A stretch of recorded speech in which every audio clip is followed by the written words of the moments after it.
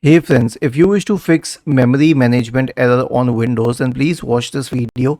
I will guide you through the resolutions. Now, when we use the word memory management error, this error refers to an issue with the RAM of the computer. So if the issue is with the RAM of the computer, our first approach should be to run the Windows Memory Diagnostic tool, which checks for the RAM. So press the Windows key and the R button together to open the run window. Type the command mdsched and hit enter. Click on restart now and check for problems. The next solution is to run an SFC scan.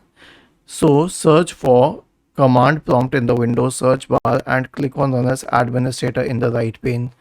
This will open the elevated command prompt window. Type the command sfc space / scan now and hit enter to invoke the SFC scan.